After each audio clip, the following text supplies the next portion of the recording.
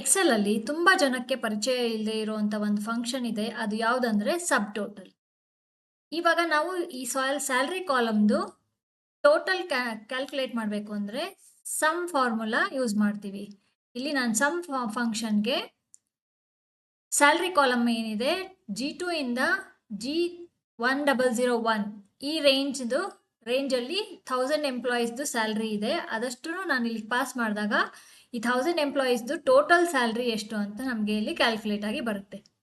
Suppose ನಾನು ಯಾವುದಾದ್ರೂ ಕಾಲಮ್ಗೆ filter apply ಮಾಡಿದಾಗ ಟೋಟಲ್ ಸ್ಯಾಲರಿ ಏನಿದೆ ಅದರಲ್ಲಿ ಯಾವುದೇ ಚೇಂಜ್ ಬರಲ್ಲ.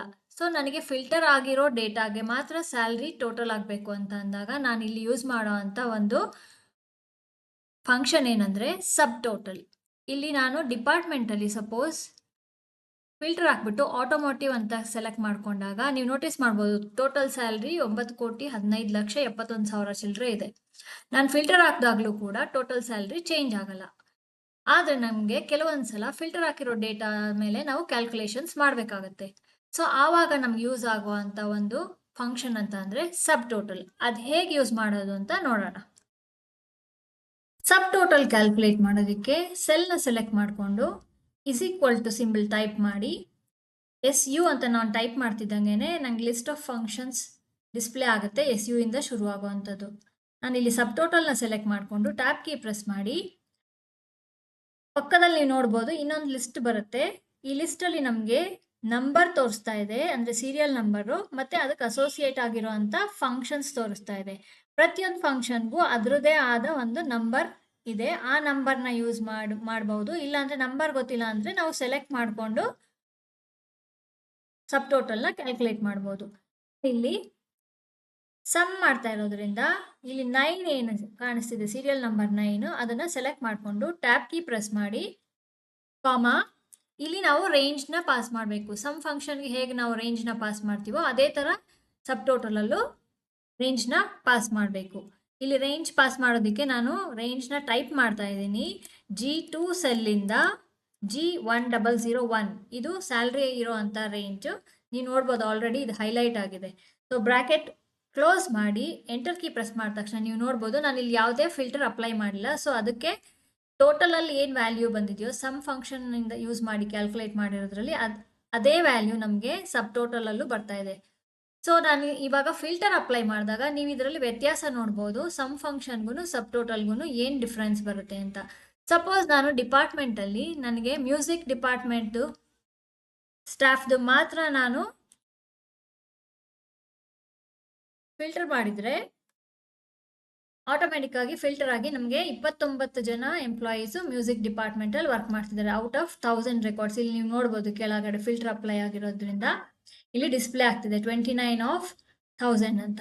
ಈ 29 ಎಂಪ್ಲಾಯೀಸ್ ಏನಿದ್ದಾರೆ ಅದಷ್ಟು ಜನರದ್ದು ಸ್ಯಾಲ್ರಿ ಟೋಟಲ್ ಆಗಿ ನಮಗೆ ಇಲ್ಲಿ ಸಬ್ ಟೋಟಲ್ ಆಟೋಮೆಟಿಕ್ ಆಗಿ ಚೇಂಜ್ ಆಗಿದೆ. ಇಲ್ಲಿ ನೀವು ನೋಡ್ಬೋದು ಫಿಲ್ಟರ್ ಹಾಕೋದಕ್ಕೆ ಮುಂಚೆ ಟೋಟಲ್ಲು ಸಬ್ ಟೋಟಲ್ ಸೇಮ್ ಇತ್ತು, ಆದರೆ ಇವಾಗ ಟೋಟಲ್ ಸೇಮ್ ಇದೆ, ನಮ್ಗೆ ಯಾವುದೇ ವ್ಯತ್ಯಾಸ ಇಲ್ಲ. ಆದರೆ ಸಬ್ ಟೋಟಲ್ ಯೂಸ್ ಮಾಡಿರೋಂಥ ಫಂಕ್ಷನ್ ಏನಿದೆ ಅಲ್ಲಿ ವ್ಯಾಲ್ಯೂ ಚೇಂಜ್ ಆಗಿದೆ. ನಾವು ಫಿಲ್ಟರ್ ಹೇಗೆ ಅಪ್ಲೈ ಮಾಡ್ತೀವೋ ಅದ್ರ ತಕ್ಕಂಗೆ ಇಲ್ಲಿ ಟೋಟಲ್ ಡಿಸ್ಪ್ಲೇ ಆಗುತ್ತೆ. ಸಪೋಸ್ ನಾನಿಲ್ಲಿ ಜೆಂಡರ್ಗೂ ಫಿಲ್ಟರ್ ಹಾಕ್ತೆ ಅಂದರೆ ಮ್ಯೂಸಿಕ್ ಡಿಪಾರ್ಟ್ಮೆಂಟಲ್ಲಿ ಸಪೋಸ್ ನನಗೆ ಬರೀ ಮೇಲ್ ಎಂಪ್ಲಾಯೀಸ್ದು ಮಾತ್ರ ನನಗೆ ಸ್ಯಾಲ್ರಿ ಟೋಟಲ್ ಬೇಕು ಅಂದಾಗ ಫೀಮೇಲ್ ಎಂಪ್ಲಾಯೀಸ್ ಟಿಕ್ ಆಗಿರೋದನ್ನ ರಿಮೂವ್ ಮಾಡಿ ಓಕೆ ಕ್ಲಿಕ್ ಮಾಡಿದ ತಕ್ಷಣ ಮೇಲ್ ಎಂಪ್ಲಾಯೀಸ್ ಮ್ಯೂಸಿಕ್ ಡಿಪಾರ್ಟ್ಮೆಂಟ್ ಇದೆರಡು ಕಾಲಮ್ಗೆ ನಾನು ಫಿಲ್ಟರ್ ಹಾಕಿರೋದ್ರಿಂದ ಫಿಲ್ಟರ್ ಆಗಿ ಇಲ್ಲಿ ಟೋಟಲ್ ಏನಾಗಿದೆ ಆ ಫಿಲ್ಟರ್ ಆಗಿರೋ ಅಮೌಂಟ್ಗೆ ಟೋಟಲ್ ಕ್ಯಾಲ್ಕುಲೇಟ್ ಆಗಿದೆ. ಇದು ಸಬ್ ಟೋಟಲ್ ಅಲ್ಲಿರೋ ಅಂತ ಒಂದು ಸ್ಪೆಷಲ್ ಫೀಚರ್. ಸಬ್ ಟೋಟಲ್ ಅಲ್ಲಿ ಬರೀ ಸಮ್ ಮಾತ್ರ ಅಲ್ಲ, ನಾವು ಬೇರೆ ಫಂಕ್ಷನ್ಸ್ನ ಯೂಸ್ ಮಾಡ್ಬೋದು. ಸಪೋಸ್ ನನಗೆ ಫಿಲ್ಟರ್ ಆಗಿರೋ ಡೇಟಾದಲ್ಲಿ ಕೌಂಟ್ ಮಾಡಬೇಕು ಎಷ್ಟು ಜನ ಎಂಪ್ಲಾಯೀಸ್ ಫಿಲ್ಟರ್ ಆಗಿ ಬರ್ತಾರೆ ಅಂತ ಚೆಕ್ ಮಾಡೋದಕ್ಕೆ ನಾನು ಯೂಸ್ ಮಾಡೋ ಅಂಥ ಫಂಕ್ಷನ್ನು ಸಬ್ ಟೋಟಲಲ್ಲಿ ಕೌಂಟ್ = ಸಬ್ ಟೋಟಲ್ ಫಂಕ್ಷನ್ ನೇಮ್ನ ಟೈಪ್ ಮಾಡಿ ಬ್ರ್ಯಾಕೆಟ್ಸಲ್ಲಿ ನಾವು ಇಲ್ಲಿ ನೀವು ನೋಡ್ಬೋದು ಸೆಕೆಂಡ್ ಸೀರಿಯಲ್ ನಂಬರ್ ಏನಿದೆ ಅದು ಕೌಂಟ್, ಅದನ್ನು ಸೆಲೆಕ್ಟ್ ಮಾಡಿ ಟ್ಯಾಬ್ ಕೀ ಪ್ರೆಸ್ ಮಾಡಿ ಕಾಮಾ ಹಾಕ್ಬಿಟ್ಟು ಸೇಮ್ ರೇಂಜ್ನ ನಾನಿಲ್ಲಿ ಪಾಸ್ ಮಾಡ್ತಿದ್ದೀನಿ. G2 ಇಂದ